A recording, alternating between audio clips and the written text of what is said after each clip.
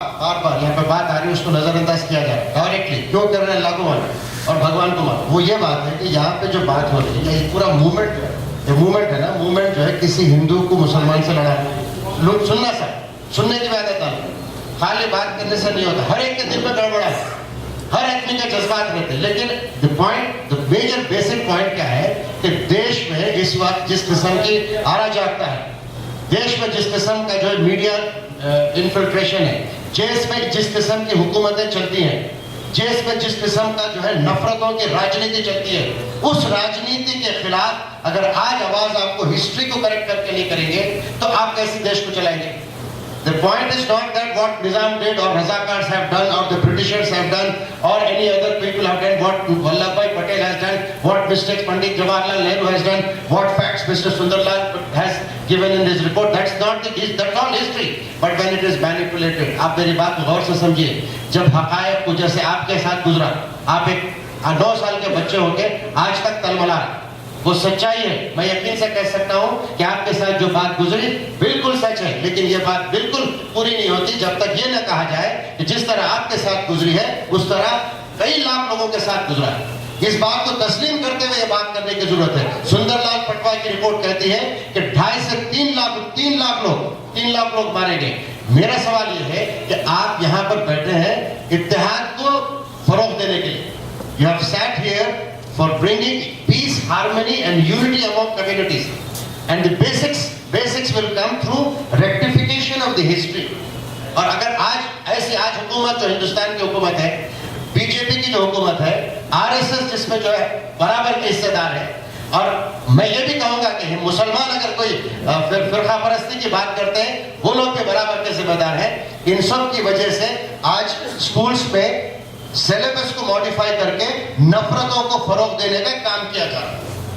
ऐसे वक्त में जब हम यहाँ बैठ के बात कर रहे हैं, वहां पर गोलकुंडा फोर्ट में किशन रेड्डी के लोग अगर जाके ये कहते हैं कि भाई हम जो है लिबरेशन डे का या फ्लैग उठाएंगे, तो मैं यहाँ से कह सकता हूँ कि हम वहां से इत्तेहाद के दिन का 17 सितंबर को फ्लैग लगाएंगे। Who will stop me? Will this country's law stop me from doing that? The people who are uniting the forces of strength in communities should be appreciated. आज हमको आवाज उठा के मिलाने की आवाज किसके साथ जरूरत है? किशन रेड्डी के साथ आवाज मिलाने की जरूरत नहीं है। ऐसे लोगों के साथ आवाज मिला के हाथ बनकर जुड़कर काम करने की जरूरत है। हिंदू और मुसलमान की बात नहीं हो रही यहाँ पे। हम डायरेक्टली ये कर रहे हैं कि हिंदू गलत है, मुसलमान गलत है, या मुसलमान सही था, हिंदू गलत है। ऐसी बात नहीं है, ऐसी बात बिल्कुल नहीं है। एक हिस्ट्री का एक पन्ना है सर, उसी हिस्ट्री का पन्ना है जहां पे 545 प्रिंसली स्टेट्स, हिंदुस्तान एक यूनाइटेड इंडिया नहीं था।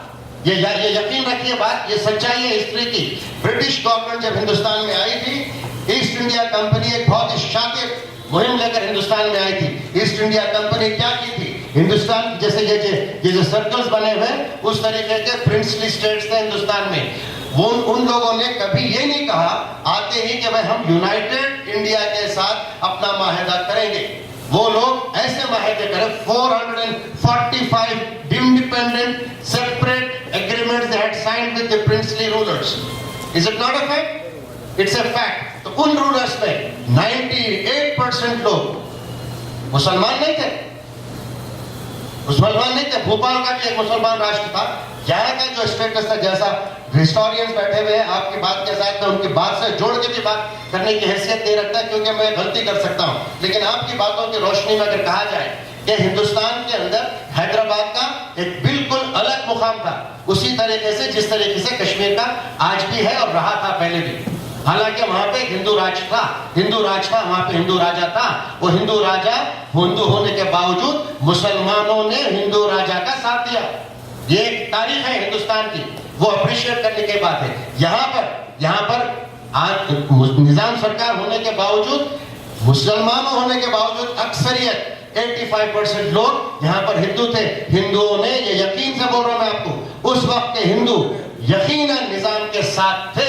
अगर निजाम के साथ नहीं होते तो वहां बहुत पहले फसादात भी होते और तकलीफें भी होती और टूट जाता। लेकिन जो बात आपने बहुत साफ साफ कही, 4 किस्म के रजाकार होते थे और उसमें एक खास बात उन्होंने कही कि यहाँ पे कम्युनिस्ट अपने घर बना रहे थे, कम्युनिस्ट अपने पंजे को, शिकंजे को मजबूत कर रहे थे। कम्युनिस्ट हिंदुस्तान के तकालीफ कांग्रेस के लिए पेश कर रहे थे। दो ही पॉलिटिकल पार्टी थी, कांग्रेस थी और कम्युनिस्ट, और निजाम की हुकूमत, कांग्रेस और कम्युनिस्ट दोनों निजाम की हुकूमत के खिलाफ थे। लेकिन कांग्रेस कमजोर थी, कम्युनिस्ट मजबूत हो रहे थे। सुनिए साहब बात, कांग्रेस मजबूत नहीं थी, कम्युनिस्ट मजबूत थे। तो यकीनन पॉलिटिक्स का तकाजा है, हिंदुस्तान कोई अलग नहीं था। उस वक्त भी सियासत चलती थी, आज से 1000 साल पहले भी सियासत चलती थी, आज भी सियासत चलती है। तो अगर कांग्रेस की लीडरशिप ने, पंडित नेहरू होने दीजिए या वल्लभ भाई पटेल होने दीजिए या कोई होने दीजिए, उन्होंने पत्ता खेला कि भाई ये सही मौका है कि हम इसमें आर्मी का इंटरवेंशन करो और जो है कम्युनिस्ट को सबक सिखाओ, अपना सिक्का गाड़ो। वो काम हुआ। वो काम इसलिए नहीं हुआ था कि मुसलमानों में हिंदुओं में कोई तकलीफ थी। हाँ, ये बात सही है, यहाँ एक बात कोई नहीं कह रहा, ना हिस्ट्री से निकल कर आ रही है, ना लोगों की बातों में निकल कर आ रही है। वो एक बात ये है कि मुझे ये बताइए सर, आप बताइए सर, कि किसकी गोलियों से हिंदू भी मरे और मुसलमान, अक्सर जो मुसलमान मरे, किन की गोलियों से मरे? क्या वो आर्मी की गोलियां थी, या हिंदुओं ने मुसलमानों को मारा, या मुसलमानों ने हिंदुओं को मारा?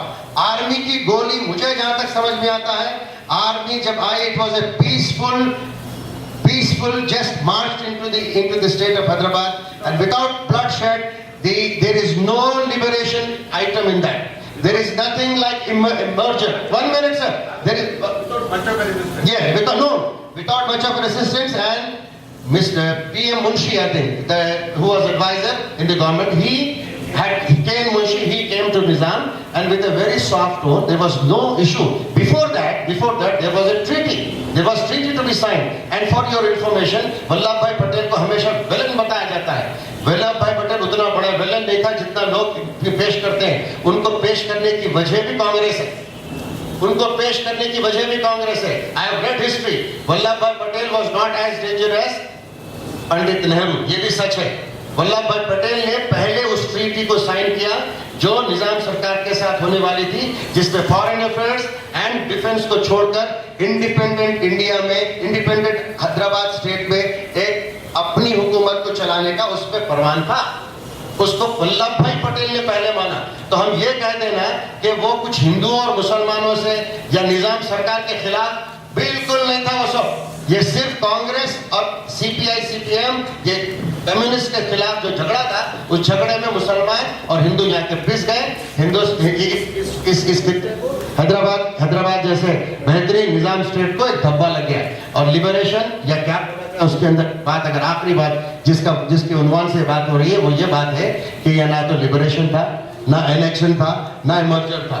ये एक जो है कन्फाइंड, वेरी पोलाइट तरीके से, एक सोची समझी तहत, एक डिस्कशन के तहत, विलिंगली, अपनी चाहत से निजाम सरकार ने इंडियन यूनियन के साथ अपने आप को जोड़ने का फैसला किया।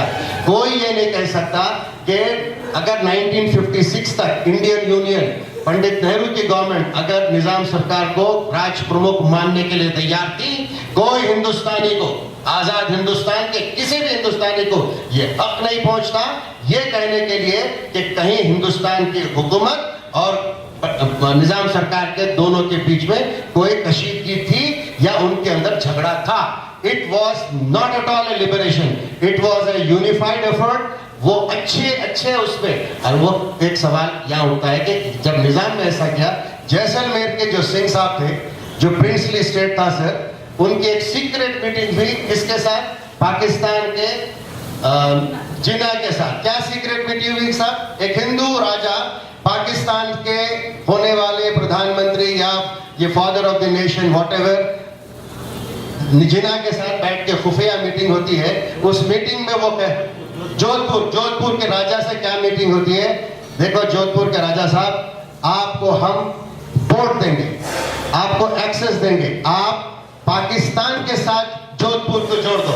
आपको जब जानकर हैरत होगी कि उसने कुछ शर्तें रखी, उस शर्तों के बाद कुछ झिझक थी, तो जिन्ना ने उनको ब्लैंक पेपर पर साइन करके दिया, आप जो शर्त लिखते हैं आप लिख लीजिए, आप हमारे साथ ज्वाइन हो जाइए। वो ज्वाइन होने के लिए तैयार हुआ। वो था हिंदुस्तान का गद्दार, जोधपुर का बादशाह, हिंदुस्तान के साथ, इंडियन यूनियन के साथ, मुसलमानों के साथ, हिंदुस्तान के साथ, हिंदुओं के साथ दगा करने वाला था। क्योंकि वो गद्दार था।